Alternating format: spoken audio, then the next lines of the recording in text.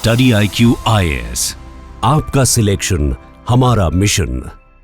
दोस्तों, ट्रंप से लिंक्ड एक वायरल ट्विटर पोस्ट ने यह क्लेम किया है कि Hungarian American billionaire George Soros ने यूएस एड के 260 मिलियन डॉलर्स के फंड्स को यूज करके साउथ एशिया में केओस स्प्रेड करने की कोशिश करी है और उसने इंडिया, बांग्लादेश, पाकिस्तान एक्सेट्रा जैसे देशों में गवर्नमेंट्स को डिस्टेबलाइज करने की कोशिश करी। अब ट्रंप एडमिनिस्ट्रेशन ने इसी के बाद यूएस एड का जो बजट है उसे फ्रीज कर दिया है और अब यूएस फॉरेन एड की स्क्रूटनी और भी ज्यादा बढ़ा दी गई है। यूएस एड फंडिंग को रिजीम चेंज टूल कहा जा रहा है जो यूएस फॉरेन पॉलिसी को सीक्रेटली इंप्लीमेंट करता था। इसी बात से एक और बात पुख्ता होती है कि रिजीम चेंज से पहले शेख हसीना किसी व्हाइट मैन का जिक्र कर रही थी तो वो कोई और नहीं, यूएस एड के जरिए यूनाइटेड स्टेट्स ऑफ अमेरिका ही था। तो क्या यूएस एड का डेमोक्रेसी प्रमोशन एजेंडा सच है या सिर्फ एक कवर और पावर पॉलिटिक्स और डिस्टेबलाइजेशन के लिए इनका ये मूव? ये सवाल को आज की क्लास में डिकोड करेंगे और एक केस स्टडी को देखेंगे कि इन्होंने बांग्लादेश में कैसे चीजों को पलटा। अब सबसे पहले सवाल ये उठता है कि आखिरकार यूनाइटेड स्टेट्स ऑफ अमेरिका ने बांग्लादेश में ये चीज करी क्यों? नाउ अगर आप 2020 से 2023 को गहराई से ऑब्जर्व करें तो चाइना का बांग्लादेश में इंफ्लुएंस एक अलग रफ्तार से बढ़ा है। सबसे पहले मिलिट्री इन्वॉल्वमेंट। अक्टूबर 2022 में जब ढाका ने चाइनीज जहाजों को चिटागोंग पोर्ट पर उतरने की परमिशन दी तो अमेरिका की यूएस पैसिफिक कमांड ने बांग्लादेश नेवी के साथ जॉइंट एक्सरसाइज कैरेट को रद्द कर दिया। दूसरा इंस्टेंस, उसके बाद 2022 में बांग्लादेश ने चाइना से 2 yuan class submarines 1.2 billion dollars की खरीदी, जिससे अमेरिका फिर से चिंतित हो गया। एक मैगजीन आती है जिसका नाम है जेम्स डिफेंस वीकली। इसके अनुसार 2023 में अमेरिका ने बांग्लादेश को F-16 अपग्रेड का प्रस्ताव दिया, लेकिन शर्त यह रखी कि आपको चाइनीज सबमरीन डील को रद्द करना पड़ेगा। जैसे अगर आप इसी को रिलेट करो 2023 की जो सिप्री की रिपोर्ट है, उस रिपोर्ट को आप अगर एनालाइज करो तो उसके अकॉर्डिंग 2023 तक बांग्लादेश के 82% मिलिट्री इक्विपमेंट्स चाइना से इंपोर्टेड थे। यह चीज यूएसए को तंग कर रही थी। तीसरा, चाइनीज कंपनी नोरिंको ने 2023 में ढाका के पास एक वेपन मैन्युफैक्चरिंग यूनिट स्थापित किया जो American arms export control act का सीधा उल्लंघन था, क्योंकि ये एक्ट उन कंट्रीज को ऐसी डील करने से प्रोहिबिट करता है जो यूएसए के वेपन्स का यूज करती हो। तो इन 3 मिलिट्री रीजंस ने यूएसए को ट्रिगर करा। अगला एस्पेक्ट आता है इकोनॉमिक डिपेंडेंस का। चाइना का जो BRI इनिशिएटिव है उसके अंदर बांग्लादेश में $38 बिलियन के 27 प्रोजेक्ट बना रहा है। वो 2023 में बांग्लादेश ने रेनमिनबी में चाइना से ऑयल इंपोर्ट करना शुरू किया और अमेरिकन डॉलर को साइडलाइन कर दिया। अब इसी के रिस्पांस में अगर आप टाइमलाइन को देखो तो मार्च 2023 में अमेरिकन ट्रेजरी ने बांग्लादेश के इस्लामिक बैंक को भी बीच में इंक्लूड करा था। 7 बैंक्स के ऊपर स्विफ्ट सिस्टम पे बैन लगाने की धमकी दे दी। क्यों? क्योंकि वो चाइना के साथ रेनमिनबी में लेन देन कर रहे थे। ब्लूमबर्ग की भी एक रिपोर्ट है जून 2023 की, जिसमें अमेरिका ने IMF को भी बांग्लादेश के $4.7 बिलियन के लोन को ह्यूमन राइट कंसर्न्स के आधार पर रोकने के लिए प्रेशर डाला। तीसरा मुद्दा है चाइना का बांग्लादेश के डिजिटलाइजेशन में इन्वेस्टमेंट। चाइनीज कंपनी जैसे कि हुआवे है, उसने बांग्लादेश के 5G नेटवर्क का 90% हिस्सा कंट्रोल किया है, जिससे अमेरिकन इंटेलिजेंस एजेंसी जैसे कि CIA को डेटा प्रोटेक्शन की चिंता होने लगी। द इंटरसेप्ट की भी एक रिपोर्ट लीक हुई थी अगस्त 2023 में, तो उसके अनुसार CIA ने इसी एस्पेक्ट को कि हुआवे 90% जो 5G का डेटा चैनलाइजेशन उसको कंट्रोल कर रहा है, इसको डिजिटल स्पाइंग बताया था।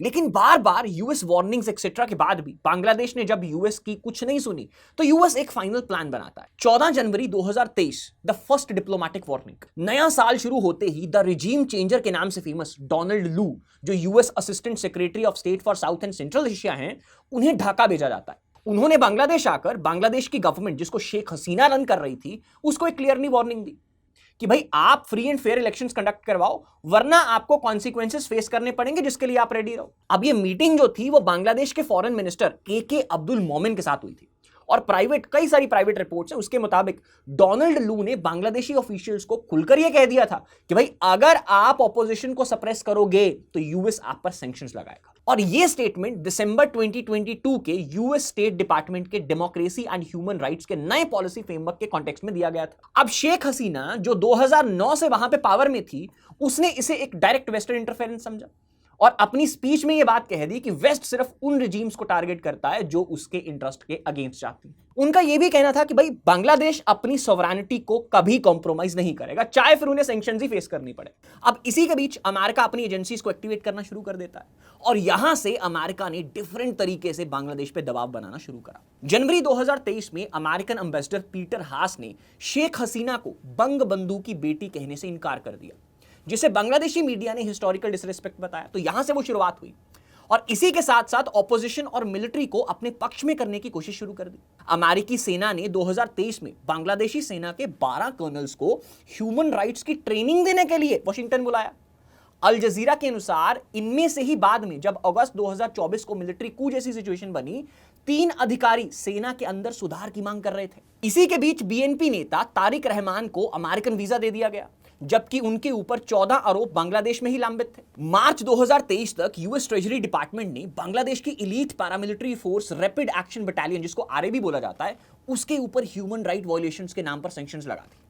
अब ये एक सिंबॉलिक मूव था जो बांग्लादेशी सिक्योरिटी फोर्सेस को डिलेजिटिमाइज करने और हसीना गवर्नमेंट को वीकन करने के लिए डिजाइन किया गया। इसके बाद अमेरिकन मीडिया और एनजीओ नेटवर्क एंटर करता है। ये सेम पैटर्न चल रहा है, यही इजिप्ट में चला, यही क्यूबा में चला, यही यूक्रेन में चला, सब जगह वो रिपीट कर रहा है।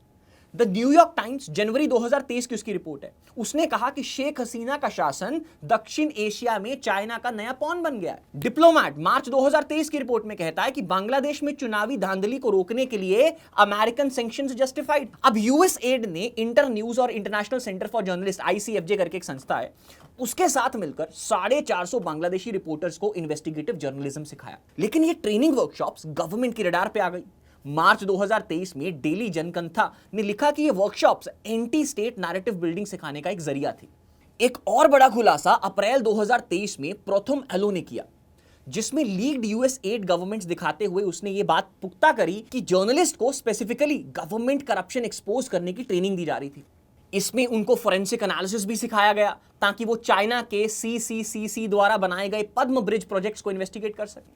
अब ये जियोपॉलिटिक्स का एक बड़ा मूवमेंट था, क्योंकि इसके सिर्फ कुछ ही हफ्ते बाद बांग्लादेश में एक बहुत बड़ा अपटर्निंग मूवमेंट शुरू होने वाला था, और वो थे जून 2023 के स्टूडेंट मूवमेंट्स। फिर से वही चीज दोहराई जो वो बाकी मुल्कों में करता है। 4 जून 2023 को ढाका के नॉर्थ साउथ यूनिवर्सिटी में एक छोटी सी प्रोटेस्ट शुरू होती है। अब ये protest initially tuition fees hike को लेके थी, लेकिन धीरे धीरे ये नेशन वाइड मूवमेंट बन जाती है। अब अगर आप प्रोटेस्ट के स्ट्रक्चर को डीपली ऑब्जर्व करो तो ये स्पॉन्टेनियस नहीं लगता यार, बल्कि अगर आप क्लियरली इसको इन बिटवीन द लाइंस जाके देखो तो एक वेल कोऑर्डिनेटेड एफर्ट है। NSU, जिस यूनिवर्सिटी में ये प्रोटेस्ट शुरू हुआ था, उसका यूएस बेस्ड ऑर्गेनाइजेशंस जैसे कि फोर्ड फाउंडेशन, जिसका जिक्र हमने यूएस एड के पिछले एक्सपोज्ड वीडियो में भी करा, तो फोर्ड फाउंडेशन और यूनिवर्सिटी ऑफ कैलिफोर्निया के साथ इस यूनिवर्सिटी की पार्टनरशिप थी, जो इस स्पेकुलेशन को और भी स्ट्रॉन्ग करता है कि डेफिनेटली एक एक्सटर्नल इन्फ्लुएंस इस मूवमेंट के पीछे जरूर था। क्योंकि ये स्ट्रैटेजी पहले भी यूक्रेन के 2014 वाले यूरो मैदान प्रोटेस्ट, हांगकांग के 2019 जैसी मूवमेंट्स में हमने देख ली है, जिसमें स्टूडेंट एक्टिविज्म को लेवराज करके रेजिम को डिस्टेबलाइज किया जाता है। अब यूनिवर्सिटी कैंपसेस में इस प्रोटेस्ट के साथ अमरा खाबो नहीं, वी वोंट टॉलरेट जैसे स्लोगन्स शुरू हो गए। बांग्लादेश नेशनलिस्ट पार्टी BNP, जो वहां पे ऑपोजिशन में थी, शेख हसीना से अपोजिट पार्टी थी, और उसी का एक स्टूडेंट ऑर्गेनाइजेशन बांग्लादेश छात्र अधिकार परिषद BCAP, इन्होंने सीक्रेटली प्रोटेस्ट को लॉजिस्टिक्स और फाइनेंशियल सपोर्ट देने शुरू कर दिए। ये वही मॉडल है जो पहले भी यूएस और वेस्टर्न बैक्ड रेवोल्यूशंस में देखा गया है। अगर आपको इसका एक लिंक चाहिए कि कहां पे ये सेम मूवमेंट आप ट्रेस कर पा रहे हो, तो ये हमने वीडियो बनाई है यूएस एड एक्सपोज्ड करके, आप इसमें इसका ट्रेंड एनालाइज कर सकते हो। अगला महीना आता है सितंबर 2023 का, जिसमें शेख हसीना को अब ये हीट फेस करनी पड़ती है। दोस्तों, एक बड़ा इंटरेस्टिंग शिफ्ट देखने को मिल रहा है। पहले यूएस एड का फोकस बांग्लादेश में क्लाइमेट चेंज से लड़ने पे था, लेकिन इन प्रोटेस्ट के बाद और जब इतने एफर्ट्स अमेरिका ने डाले, उसके बाद भी बांग्लादेश को कन्विंस नहीं कर पाया कि आप चाइना के नहीं हमारी साइड पे आ जाओ, तो यूएस एड ने अपने फंड्स की चैनलाइजेशन को चेंज कर दिया। अब ये वाले फंड्स जो क्लाइमेट चेंज वाले थे, वो डेमोक्रेसी प्रमोशन की तरफ शिफ्ट होने लगे। आंकड़ा देखिए, 2021 में जहां 75 मिलियन क्लाइमेट रेजिलियंस प्रोजेक्ट्स के लिए एलोकेट किया गया, वहीं बजट 2023 तक सिर्फ $32 मिलियन रह गया था। दूसरी तरफ डेमोक्रेसी और गवर्नेंस के लिए ये फंड $68 मिलियन तक बढ़ गए। पहले जो प्रोजेक्ट्स क्लाइमेट अडेप्टेशन के नाम पर चलते थे, उनका रीब्रांडिंग कर दिया गया। क्लाइमेट अडेप्टेशन फॉर पीस जैसे प्रोजेक्ट्स अब empowering civil society for accountability बन चुके थे। मतलब कि पहले जो पैसा साइक्लोन शेल्टर्स और ग्रीन एनर्जी के लिए जाता था, अब वो media training, anti corruption campaigns में इन्वेस्ट हो रहा था। नेशनल एंडाउमेंट डेमोक्रेसी याद आया? उस वीडियो को याद करो। वही ऑर्गेनाइजेशन जो जहां भी रिजीम चेंज होती है वहां पहुंच जाता है, ये तो कहीं ना कहीं होती है। NED ने 2023 में बांग्लादेश के लिए $3.2 मिलियन एलोकेट किए, जो 2021 के $1.5 मिलियन से दुगने थे। अधिकार, एक ह्यूमन राइट्स ग्रुप जो RAB द्वारा की गई एलिज्ड एक्स्ट्रा जुडिशियल किलिंग्स को डॉक्यूमेंट करने लग गया, इसको NED ने $4.5 लाख दिए। जिसे फिर बाद में जब गवर्नमेंट ने पकड़ा उसने इसको डिस्टेबलाइजेशन फंड का टैग दिया। Bangladesh youth leadership centre BYLC, इसे 2.20 लाख डॉलर्स मिले यूथ एक्टिविज्म प्रोजेक्ट्स के लिए। इंटरेस्टिंग बात यह है कि इसके एलुमनाई हसीना गवर्नमेंट के खिलाफ प्रोटेस्ट लीड कर रहे थे। अगली ऑर्गेनाइजेशन है शुजान, एक गवर्नेंस वॉचडॉग जिसे इलेक्शन रिगिंग पे रिपोर्ट्स लिखने के लिए NED से फंडिंग मिली। गवर्नमेंट ने इसके फाउंडर जो थे बैदुल आलम मजूमदार को स्टेट टीवी पे बैन भी कर दिया था। इसके बाद अमेरिका ने बांग्लादेश के क्लाइमेट प्रॉस्पेरिटी प्लान, जो 2030 तक उसका नेट जीरो का टारगेट है, उसको UN में ब्लॉक कर दिया। क्यों? क्योंकि इसमें चाइनीज कंपनी सिनो हाइड्रो को सुपर ग्रिड प्रोजेक्ट बांग्लादेश ने दे दिया था। सितंबर 2023 तक सिचुएशन और वॉलेटाइल हो चुकी थी। BNP और BCAP अब फुल फ्लेज्ड ऑपोजिशन बन चुकी थी। अब 2018 के इलेक्शन क्रैकडाउन के बाद BNP दरअसल वीक हो गई थी, क्योंकि जो इससे पहले वाले इलेक्शंस थे उसके बाद जब ये शेख हसीना जीत के आई थी तो इसने ऑपोजिशन मेंबर्स के ऊपर क्रैकडाउन किया था। तो उस वजह से इस वक्त प्रेजेंट टाइम जब ये 2023 की बात चल रही है, नेशनल एंडाउमेंट फॉर डेमोक्रेसी ने ही BCAP के ट्रेनिंग प्रोग्राम्स को फाइनेंशियली सपोर्ट किया, जिस वजह से BCAP ऑर्गेनाइजेशन ने ग्रास रूट मोबिलाइजेशन को और स्ट्रॉन्ग करा। NED फंडिंग लीगल एड का यूज करके ही 12,000 जेल्ड एक्टिविस्ट को रिलीज करवाया गया। ये वही NED है जिसे CIA का पॉलिटिकल आर्म कहा जाता है और जो कोवर्टली डिफरेंट नेशंस में रिजीम चेंजेस को फंड करती है। सोशल मीडिया एक नया बैटलफील्ड बना दिया गया। ट्विटर पे #Hasina the dictator, #Bengal bones viral हो रहे थे। रिपोर्ट के मुताबिक ये hashtags US based PR firms और इंटरनेशनल रिपब्लिकन इंस्टीट्यूट IRI, याद आया, उसी से लिंक्ड थे। US एड ने मेटा यानी कि फेसबुक के साथ वर्कशॉप्स किए ताकि स्टेट स्पॉन्सर्ड डिसइंफॉर्मेशन को रोका जा सके, पर हसीना गवर्नमेंट ने मेटा पर शैडो बैनिंग का इल्जाम लगाया। एक और शॉकिंग रेवलेशन यह था कि AI generated bot networks anti government narratives को एम्पलीफाई कर रहे थे, और यह वाली चीज वेस्टर्न सॉफ्ट पावर वॉरफेयर का एक बिल्कुल नया और अलग डायमेंशन था, जिसमें वन ऑफ द फर्स्ट या कहिए कि रेयर इंस्टेंसेस में मशीन लर्निंग एल्गोरिदम्स यूज करके एक नैरेटिव बिल्ड किया जा रहा था। NED ने एक्सेस नाउ को फंड किया, जो बांग्लादेशी एक्टिविस्ट्स को इनक्रिप्टेड कम्युनिकेशन टूल्स जैसे कि सिग्नल और टॉर ब्राउजर यूज करना सिखा रहा था। बाद में गवर्नमेंट ने 18 एक्टिविस्ट को इनक्रिप्टेड प्लॉटिंग के लिए अरेस्ट भी किया। अब इसके रिस्पॉन्स में शेख हसीना ने अक्टूबर 2023 में साइबर सुरक्षा अधिनियम पारित किया, जिसमें VPNs पर प्रतिबंध लगा दिए गए। सीधा प्रहार अमेरिकन NGOs की डार्क वेब एक्टिविज्म पर। इन इवेंट्स को रेक्टिफाई करने के लिए मैं आपको 4 रिपोर्ट्स दिखाता हूं। द इंटरसेप्ट की जून 2023 की रिपोर्ट, जिसमें उसने लिखा कि US is quietly funding Bangladesh democratic resistance, और दिखाया कि किस तरह NED BNP के डिजिटल कैंपेन्स को सस्टेन कर रहा था। अगला डेली इत्तेफाक, अगस्त 2023 का एडिशन, उसने US एड के वर्कशॉप्स को एंटी नेशनल कॉन्स्पिरेसीज का ब्रीडिंग ग्राउंड कहा। इंटेलिजेंस एजेंसीज के लीक डॉक्यूमेंट्स का जिक्र किया, जिसमें वेनेजुएला के मादुरो रिजीम को गिराने वाली स्ट्रैटेजीज एग्जैक्टली बांग्लादेश में इंप्लीमेंट करी जा रही थी। उसके बाद द डिप्लोमैट, सितंबर 2023 में उसने US एड को क्रिटिसाइज किया कि क्लाइमेट फंड्स को डेमोक्रेसी प्रमोशन के लिए डाइवर्ट करना बांग्लादेश के ग्रीन फ्यूचर के खिलाफ जा रहा था। उसके बाद बांग्लादेश पोस्ट, जिसने अक्टूबर 2023 में खुद ये दिखाया कि NED ने $1.5 लाख BMS फोरम को दिए, जिन्होंने बाद में डिजिटल सिक्योरिटी एक्ट के खिलाफ इसी पैसे से केस फाइल किया। उसके बाद चलिए फास्ट फॉरवर्ड करते हैं, दिसंबर 2023 में आते हैं। अब हालात बिगड़ते देख शेख हसीना की गवर्नमेंट ने ब्रूटल क्रैकडाउन शुरू कर दिया। थाउजेंड्स ऑफ प्रोटेस्टर्स अरेस्ट किए गए, BNP के टॉप लीडर्स को अरेस्ट कर दिया गया, जिसके रिस्पॉन्स में वेस्ट ने बांग्लादेश के अगेंस्ट सैंक्शंस की वार्निंग दी। लेकिन हसीना गवर्नमेंट ने चाइना और रशिया की सपोर्ट लेना शुरू कर दिया। बांग्लादेश ने दिसंबर 2023 में अमेरिकन डॉलर को दरकिनार करते हुए ब्रिक्स की लोकल करेंसी ट्रांजैक्शन इनिशिएटिव में शामिल होने का इरादा जताया। 30 दिसंबर 2023 तक बांग्लादेश का पॉलिटिकल क्लाइमेट कंप्लीटली पोलराइज्ड किया जा चुका था। इस क्राइसिस ने बांग्लादेश को एक जियोपॉलिटिकल बैटलफील्ड बना दिया, जिसमें एक तरफ US और वेस्टर्न इंटरेस्ट थे और दूसरी तरफ चाइना और रशिया का अलायंस था। ये 21st सेंचुरी का हाइब्रिड वॉरफेयर एक क्लासिक एग्जांपल था, जिसमें हमने diplomatic pressure, student movements, AI driven propaganda और फाइनेंशियल इन्फ्लुएंस का इस्तेमाल देखा।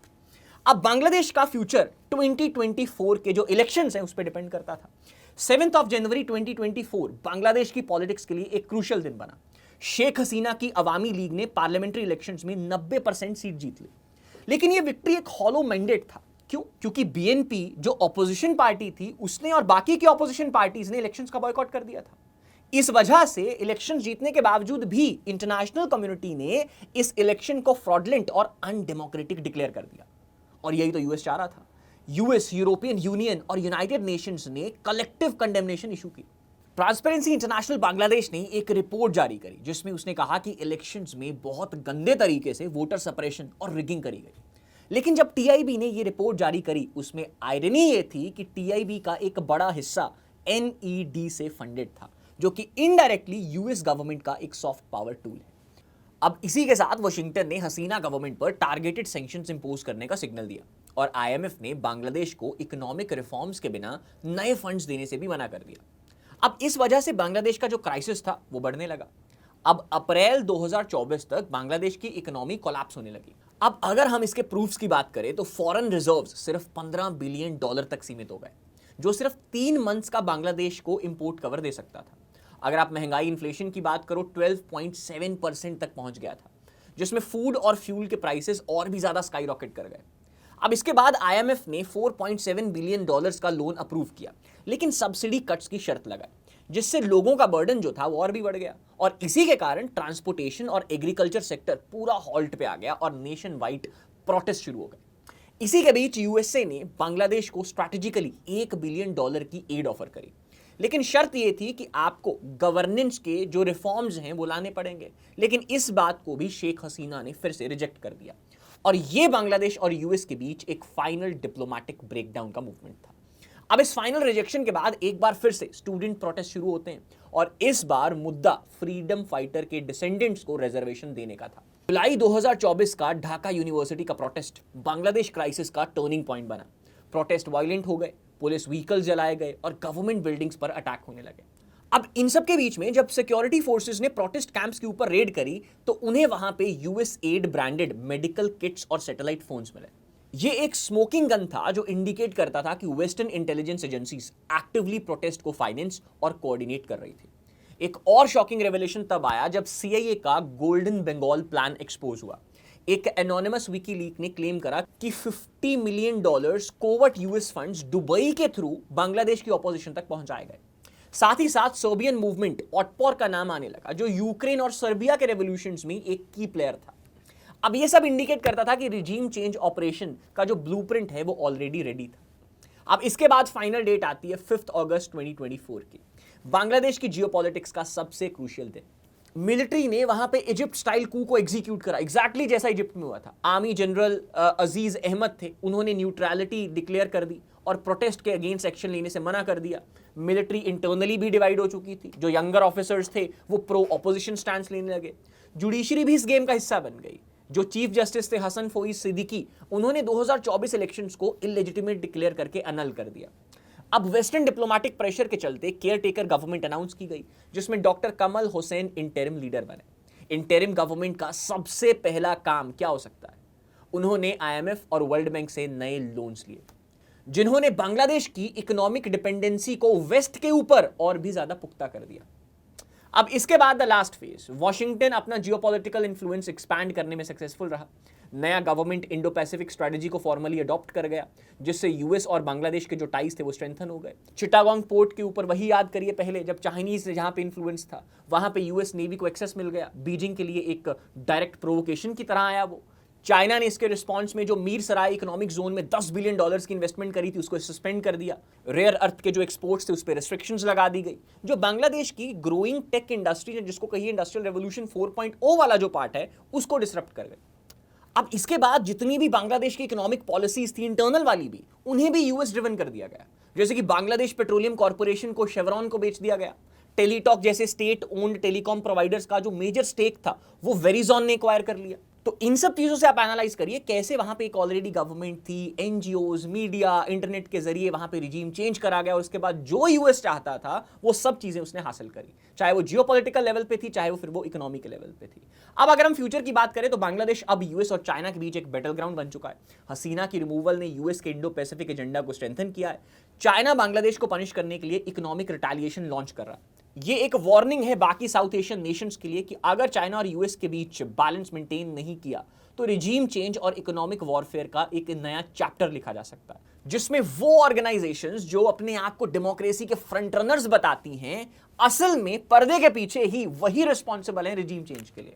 अब यूएस एड का फंडिंग शिफ्ट एक क्लियर जियोपॉलिटिकल स्ट्रैटेजी लग रही है। एक तरफ ये डेमोक्रेसी रेजिस्टेंस को सपोर्ट कर रहा है तो दूसरी तरफ बांग्लादेश को अनस्टेबल भी बना रहा है। हसीना गवर्नमेंट के लिए ये एक रिजीम चेंज कॉन्स्पिरेसी है, जबकि ऑपोजिशन के लिए उनको ये एक लाइफलाइन की तरह दिखाया गया। लेकिन असली सवाल ये है कि डेमोक्रेसी फॉरेन फंडिंग पर टिक सकती है, या फिर ये सिर्फ एक और जियोपॉलिटिकल गेम है जिसमें बांग्लादेश एक चेस पीस बन गया। और क्या ऐसे ही कितने और मुल्क हैं जहां टाइम एंड अगेन इस यूएस एड जैसी एजेंसी ने रिजीम चेंज करा है या करने की कोशिश करके उनकी इकोनॉमी को डिस्टेबलाइज करा है। सो आप कमेंट्स में जरूर बताइएगा। अगर आपको इंडिया के ऊपर एनालिसिस चाहिए, अगर इस वीडियो के नीचे 500 प्लस कमेंट्स आते हैं कि we need a video on India जहां पे यूएस एड का भारत में क्या रोल रहा है उसको एक्सपोज करेंगे, तो कमेंट्स करिएगा। I definitely make a video on it. Till then मिलते हैं जल्दी। अगर आप अगली वीडियोस का अपडेट चाहते हो तो आप मेरे इंस्टाग्राम पे जुड़ सकते हो। The handle name is GS_Gill07। Thank you so much. See you guys tomorrow. Study IQ IAS, आपका सिलेक्शन हमारा मिशन।